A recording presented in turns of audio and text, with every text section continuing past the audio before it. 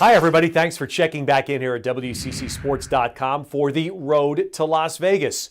It's February, so the road is shortening a bit, but we still have a month of conference play to go and time for teams to try to catch both the St. Mary's Gales on the men's side and the BYU Cougars on the ladies' side, who right now are leading on the road to Las Vegas. Once again this week, we'll recap the conference week for you with standings, with highlights, and interviews. We'll have a chance to chat with three of the conference's premier coaches about what's ahead in March. And we'll meet a pair of Gonzaga Bulldogs who've helped put their team back in the top 25. But first, as always, let's start with what's gone on in the past week in the WCC. The West Coast Conference Men's Basketball Player of the Week is San Francisco junior Paris Blackwell. Blackwell averaged more than 16 points and 6 rebounds a game for the surging Dons, who've won 3 straight. Blackwell capped his week with a career-high 26 points in Saturday's win over San Diego. On the women's side, the Player of the Week is BYU center Kristen Riley. The senior averaged a double-double, 16.5 points and 10.5 rebounds, as the Cougars earned a pair of road wins last week. Overall, BYU has now won 9 straight. Do you want to win a free trip to Las Vegas for the 2012 Zappos.com WCC Basketball Championships? Well, the West Coast Conference is giving away a pair of all-session passes and hotel stay. Take part in WCC Trivia for your chance to win. For all the details, just check out WCCSocial.com. The popular WCC Live talk show is back with an all-new episode this week. Catch it each Wednesday night leading up to the tournament in Las Vegas, and here are the guests on this week's show. Now, you can listen to WCC Live each Wednesday at 8 p.m. Pacific on Blog Talk Radio, or download the podcast to listen on demand anytime. Once again, a chance for us to check in on this wonderful event that the West Coast Conference held before this season started, its first ever basketball tip-off event at YouTube headquarters. Throughout the season so far, we've had a chance to watch Sean Farnham visit with some of the conference's coaches, and this week our topic is about what it takes to prepare your team for a run in March, with 3 coaches who know that subject very well. Mark Few of Gonzaga, BYU's Dave Rose, and St. Mary's Randy Bennett. Being joined now by 2 coaches that battled for the conference championship last year and one that figures to be in the mix again this year, but he's new to the conference. Coach Rose, welcome to the West Coast Conference. Thank you, it's good to be here. Randy Bennett, what's up? How's it going? Good to be here. Mark Few, should I mention how many? 11 straight? Yeah. Is that what it is? 11 straight, 11 straight. The focus is the end result of where we get in March by so many of your fans, by the media, and by the people that watch and observe your programs. What are some of the steps you think early in the season are most important for championship level programs? Well, I think it's your system, and you got to get your new guys convinced that the way we play and what we do will lead to championships. In our situation this year, we're replacing probably the best backcourt combination in the history of the school. And so we're trying to just give guys opportunities and find ways to just get better. Something we were kind of talking about beforehand is just getting to that first step. And the first step of any championship is the first day of practice, then day 2 of practice until you get to the actual tip-off. In the first couple of weeks before you actually get to play games, Coach, what are some of the things that you like your team to focus on in order to put themselves in the right mental state moving forward?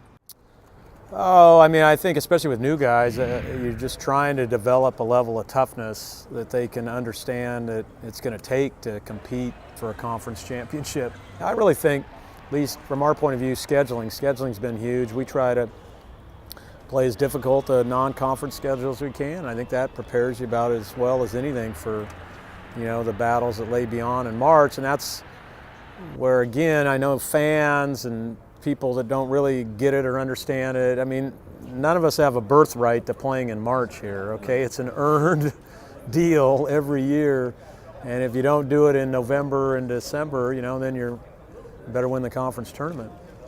Is this as competitive as you've seen this conference, Coach Bennett?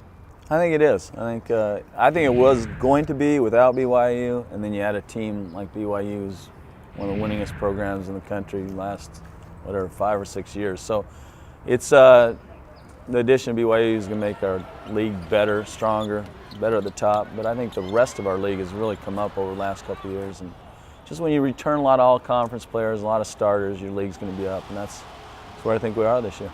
We were all talking about it earlier. I mean, we feel for Coach Few. I mean, we really feel bad for Coach Few. Because where was it? I don't remember this talk. You weren't there. You weren't there yet. But you know, Coach's team is lacking height this year. I mean, if he had any size whatsoever up in Spokane, your interior presence seems to be one of the best in the country, at least on paper, with the returning stats from a year ago and the way that those players developed. How important is your interior presence going to be for you in hopes to try to extend out your streak of conference championships? I mean, it's important, but I mean, I think those guys are proven and they're solid. To go back to what you're talking about, I mean, I've been in this league now, gosh, 22, 23 years. I've never seen it as good as it is this year. There's not even close. So I think it'll be a real challenge. It's going to be a real challenge for all of us. Well, it's going to be fun to see the march to the championship in New Orleans Arena for the conference tournament. Come March. Best of luck the rest of the way, guys, and we'll see you down the road. All right. Thanks. Gonzaga seniors Katelan, Redmon, and Kayla Standish had quite the offseason experience. A chance to compete for the USA women's basketball team at the Pan Am Games in Mexico. Now back in Spokane, they've helped the Bulldogs return to the top 25. So fitting that the Road to Las Vegas made a trip to Spokane to learn more about this duo in a conversation orchestrated by senior teammate Kelly Bowen. My name is Kelly Bowen. I am a senior on the women's basketball team here, and I am accompanied with Katelan Redmon. I am also a senior here on the basketball team. And to my left, I have Kayla Standish. Hi. Redmon, if you could be a cat or a dog, what would you be? I'd be a dog, And why? so I can run free in the fields all the time. As we travel in the WCC, which is your favorite school to visit? San Francisco, And why San Francisco? because every year we take a new adventure. Last year we went to Alcatraz and saw where all the jail bums used to hang out. And there's just always something to do, and this year I'm getting an I Love San Francisco sweatshirt. Redmon, do you believe in aliens? Sure, why not? Something else has got to be out there. It's very true. Okay, this is for both. What is the greatest thing about playing in the West Coast Conference? I'll start with you, Katelan. We have a great league. It's a lot of fun. We get to travel to a lot of fun places, a lot of good teams. Just a good place.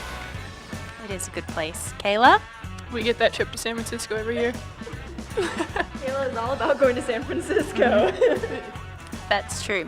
If you could trade your talents and your ability to play basketball and play another sport or take up another talent, what would it be?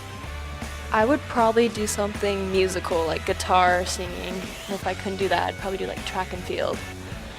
You would be an excellent runner. Kayla? I'd probably play volleyball again, and if not, I'd try and get back into gymnastics, try and shrink a foot or so. So you would want to be shorter than what you are. Yep, I would. Who is the best dancer on the Gonzaga women's basketball team? Oh, it's definitely me. Yeah, definitely. Not at all. Probably Jazzy. No, actually Danielle. I'm gonna take back. Danielle is our best dancer. Kayla, who's the best dancer, and are you willing to give an impersonation? Oh, Did everyone catch that? Redmon. She would be the best. Yep. Very nice. Okay, that is all we have time for today, ladies and gentlemen. So thank you for tuning in. Once again, I'm Kelly. I'm Kayla. And I'm Katelan. Bye. Well, thanks very much, ladies. Always fun to visit the Gonzaga campus. Now it's time to look ahead as we have our first weekend of February conference play and a look at what's on tap. Well, the highlight of the schedule is Thursday night, the first meeting of the year between Gonzaga and BYU. They played in the NCAA third round last year. That game will be seen on ESPN2. While on ESPNU, Santa Clara will host Portland. And on Saturday, the Bulldogs visit Pepperdine.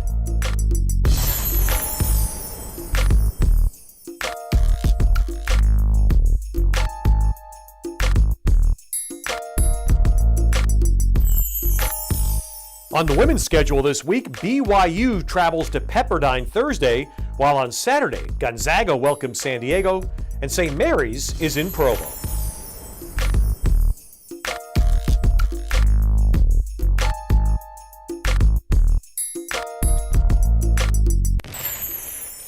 Well, thanks for joining us for another edition of the Road to Las Vegas. This is when the basketball season gets awfully fun, so make sure you stay with us. A new episode of the Road to Las Vegas every Wednesday right here on your home for all things WCC. Scores, standings, stats, schedules, everything right here at WCCSports.com.